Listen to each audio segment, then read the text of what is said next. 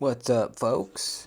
Today we are taking a look at two really cool titanium frame locks. I decided to kind of put these together and review them both at the same time.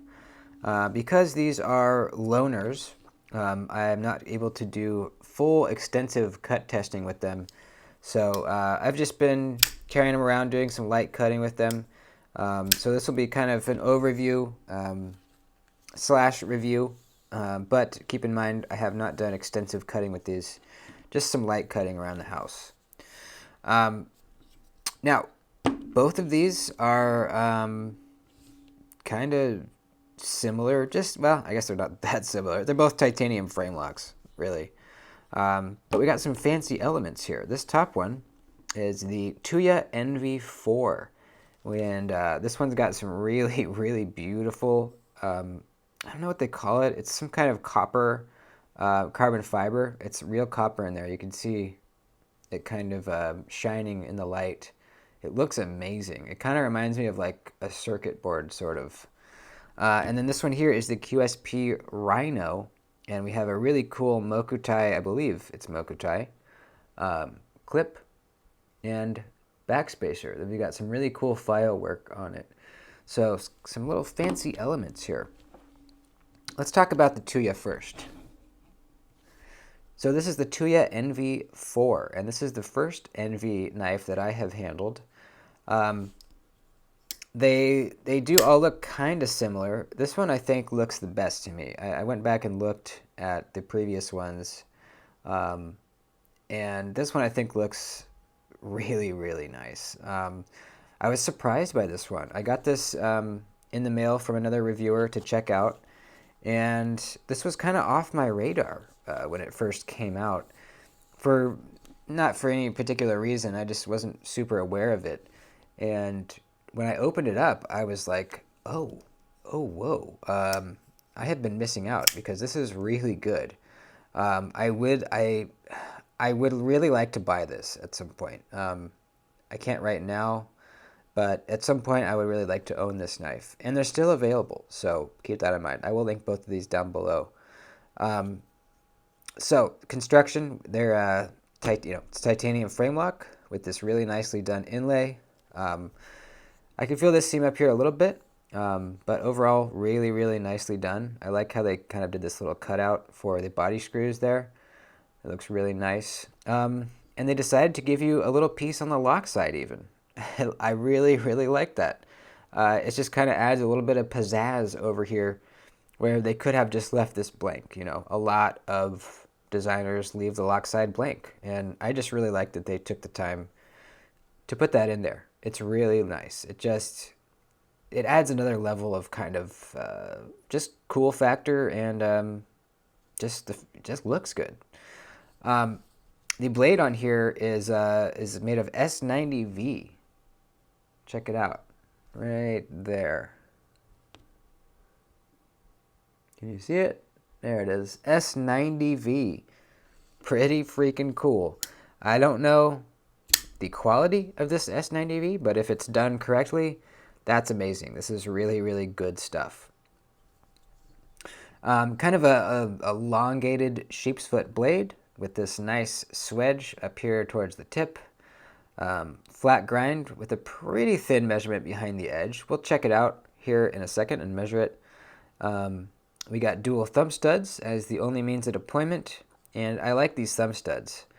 They're not really your typical thumb studs. They're kind of almost just like round stock with these. They have like two lines kind of milled out on them, and then they're kind of domed. You think they might be slippery. They're not. They're really not. I have not slipped off of them once. So they're great. No problem whatsoever with those. The pocket clip is a milled titanium clip. It's not sitting on that lock bar at all, which is great. It works fine in and out of the pocket just great. I like that it's short, it's not too long, and it actually sits pretty deep in your pocket. It kind of goes like all the way up to there. That's really nice. I like how they do this lanyard loop because it actually serves as a, it kind of helps out ergonomically too. If this angle was here without that loop, I think that would be kind of a weird little hot spot. So having this nice curve here kind of just makes it sit in your hand nicely back here. Not a hot spot. Don't feel the clip at all either. So ergonomically, I love this thing, man. We kind of got a little bit of a palm swell in the middle, and then kind of like this little cutout and this little cutout. It feels really good. Having this palm swell just makes you feel kind of, I don't know. It just feels good. All right, it just feels good. I don't feel any hot spots either. Do I even feel the clip? No, I really don't. I really don't feel the clip. A little bit of jimping up here, not really grippy at all. In fact, yeah, it might as well not even be there, but whatever. It's not hurting anything. Lock bar access is good. You can kind of see looking down from the top how much room you've got. Perfectly fine. There's no jimping or kind of thing, grippy area in there at all, but it's not needed. It's really not.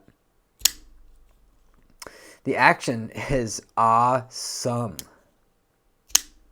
Man, I love just a good thumb stud action, baby. It's really good detent for the thumb studs. Easily reverse flickable too. I kind of do it with the meat of my finger rather than putting my whole nail behind it. You can do it that way too. But it's a little easier just to kind of put your finger almost on top of it and then use kind of, I don't know, you guys know what I mean. The shutting action, the closing action, not super drop, pretty controlled, but give it a nice little one nudge and it's going down. I don't have a problem with that whatsoever. Yep, we are on bearings. So I think this is a cool design, man. I like the blade shape. I love how comfortable it is in hand. I love just the thumb stud action. I don't know. There's something nice about just having a good old knife with just thumb studs. It's kind of refreshing after, in a way. Let's measure this thing and take a measurement behind the edge as well. Let's see, we got a blade length. Let's see, if we go from this little tip on the scale, we've got 3 1/4 inch. If we kind of go down here, we've almost got 3 1/2 inches, but our actual cutting edge is more like 3 3/8. And then the handle is about 4 3/4 inch overall. About 7, almost 8 inches, 7 7/8 inch. Not a small knife. I would call this definitely a medium to on the large side of knives. Let's check the measurement behind the edge. I don't think it's going to be super thin, but it'll be reasonable. Yep, 20 thousandths. That sounds about right. I was going to guess 20. 19. That's fine. That's perfectly fine for an EDC knife. Could be thinner, obviously. Thinner is better, but that's acceptable for sure. So that's the Tuya NV4. Let's check out this Rhino. So the QSP Rhino. This came out, it's been out for a little while actually. And when I first saw it, I was not really into it. For whatever reason. I'm not exactly sure why. And I do have a few issues with it, but let me say this. Getting it in hand, I like it significantly more than I thought I would. Let me say that. So the construction, titanium frame lock, no inlay, just smooth. Looks like probably a glass blasted or some kind of blasted finish on the titanium. Doesn't look to be stone washed. We have a Mokutai clip with the ball in it, which, I don't know. I'm not a huge fan of the ball clips. I don't think anyone is, actually. I don't know why the knife makers keep using this, but it kind of gets a little snagged on your pocket pulling it out. But the ball's not resting on the lock bar. Pretty deep carry clip. Yep. Got your lanyard hole right there. I like the look of the clip. I kind of wish the ball wasn't there and it kind of just like did a little swoop at the end maybe or something. Because I do like it. And of course, the Mokutai looks amazing. Really, really nice. This backspacer is Mokutai as well, and we got some crazy kind of almost spirally file work on it. Almost looks like some rope or something was laid in there. It looks really nice, really, really nice. And then we have that same pattern up here for the jimping, which really is not jimping. I mean, you do get a little bit of grip on this, but since it's kind of angled this way, it's almost like when you put force into it, it kind of wants to slide your thumb off this way. You know what I mean? As opposed to if jimps go this way, it kind of gives you traction. But since they're up here, it kind of just kind of makes your thumb want to go off a little bit. But that's fine. I don't need jimping anyways, because the ergonomics on this thing make you feel so locked in, man.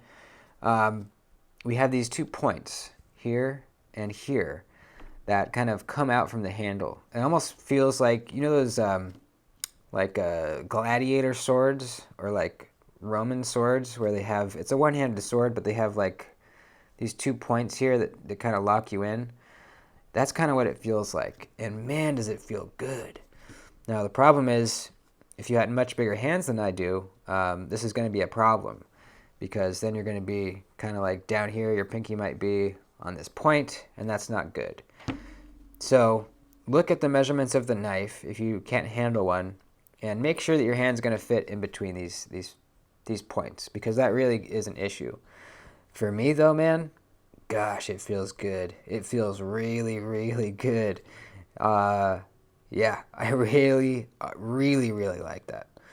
You know what? I'm just remembering. We forgot to mention something on the Tuya. The sharpening choil. It's bad. It's pretty bad. You can see we're already getting, the bevel is already widening right here. That's because the edge termination is right in the plunge grind right here, so the material is getting thick. You can look at it right under there. Oh, not the best light. So bad. They could have, yeah, there's no stop pin right there. They could have made this bigger. You can carve in your own if you have a Dremel and a burr. So it's fixable, but bad sharpening choil. So back to the Rhino. So ergonomics for my hand, very, very good. The lock bar has some kind of cool angular milling on it, which I really like, actually. Just kind of interesting, weird little angles and kind of this wide chamfer deal going on here. It just makes it look interesting rather than just having a flat lock bar. I actually really like it. Same kind of little wide chamfer right here and kind of a wide one right there. Probably helps with the ergonomics a bit, kind of round off that edge. I like how it looks.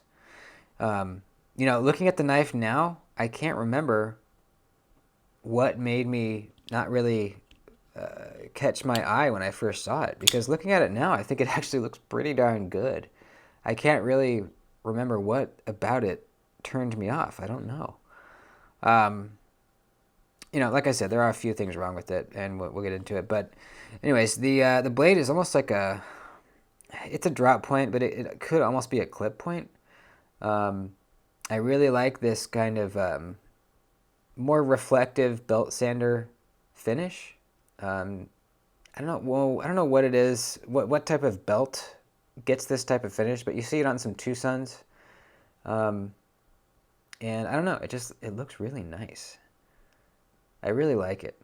So we have this kind of swedge or clip up here. We have this wide fuller. Starts all the way back here and then just ends into nothing out here. Now, I didn't know how it would be reverse flicking this, because this seems almost too wide to catch your finger, right? But it's not a problem at all. No problem. I haven't even once kind of slipped out of that trying to reverse flick. Not once. For the reverse flick, detent's dialed. For the flipper tab, it's a little light. I can fail it. But, you know, if you mean to flip it, it's going to flip. It's not like you're going to try to flip it and it's going to fail. If you're flipping it, it's going to flip. But for me, the reverse flick, much better on this knife. Really, really nice. You can thumb flick it too. It's a little awkward. You're kind of doing this motion instead of like this motion, but definitely doable. Now, oh, the blade steel. This is M390. So some issues. Sharpening choil, bad. You can see it's already getting pretty wide right there. That's actually one of the worst ones that I've seen recently. You can see we're up in this area where it's getting thick, where the plunge grind is. No bueno. Now, yes, you can change that. There's no stop pin in there, so you can widen that out. But, you know, just because you can do it doesn't mean it's excusable. We should be getting knives with nice sharpening choils. If they're going to try to make one, they should make a good one, right? Another issue, you should be able to front flip this, but you can't because of this really slippery jimping. You know, they have this area here. If they didn't want you to front flip it, they would have just taken that off, right? The knife would look better, honestly, with that gone. It's not like it's sitting in a stop pin area. There's nothing back here. So there's no reason it has to be there. If you can't front flip it, just take it off. If this was my knife, I would honestly grind that off. I've tried as hard as I can. I cannot front flip this at all. I've tried all the different angles. Crap. I can't do it. I honestly can't do it. So that's kind of weird, right? You know that whoever made this knife or designed it, or even people that were putting it together, they were probably like, hey, let's try to front flip this. Oh, I can't do it. Well, oh well. You know what I mean? It's just kind of weird. So, sharpening choil, weird front flipper thing that you can't use. The fact that you need to have my sized hands or smaller to comfortably hold the knife. Kind of slippery jimping. Those are all kind of the downsides that I see. The lock bar access is not amazing either. Not a whole lot of room. It is like kind of wide in there, so it's not a problem. I would say that's a nitpick that's kind of pushing it. It's not really an issue, but it could be a little better. So those are the things that kind of jump out to me about the knife that could be better. Overall, I mean, if this was the right price, and I can't remember exactly how much it is, I'll link it. But it must not have been the right price for me, or else I would have bought it probably. But I don't know. Now that I have it in hand, I might look it up and see. If it was the right price, I might buy this and, you know, grind this little horn off. Fix the sharpening choil, you know, kind of like maybe take away that much, you know. And then I think I would really enjoy the knife. I really do. So, let's measure. Oh wait, let's measure the knife first. Blade 3 1/4, handle 4 1/4, overall 7 1/2. Easy peasy. Measurement behind the edge feels thinner than the Tuya. Let's see. Back here, ooh, 16,000, sweet. Up here, 19, and at the tip, 19. Awesome. I think that's perfectly good. That's very good, actually. So this should be pretty nice and slicey. So there you go. There's 2 pretty sweet titanium Framelocks. If I could keep one of these, I would keep the Tuya. There's less things that I dislike about it. But I don't know, man. In the hand, I like this Rhino quite a bit. There's just something about this locked in feeling I love. Maybe I should find another knife similar to this, but is not this. You know what I mean? Let me know in the comments if you know of any knife that has this kind of handle where it kind of locks you in between these 2 points. Because I really want a knife like this. It just feels good. So there you go, dudes. Hope you enjoyed. Let me know if you have any comments. Put them down below. Like I said, these will be linked down below for you to go check them out. I know this one's available. I'm not sure about this one. And please like the video before you bounce out. I'd appreciate it. Subscribe too. Why not, you know? And yeah, that's about it. I'll see you in the next video. Love you guys. Adios.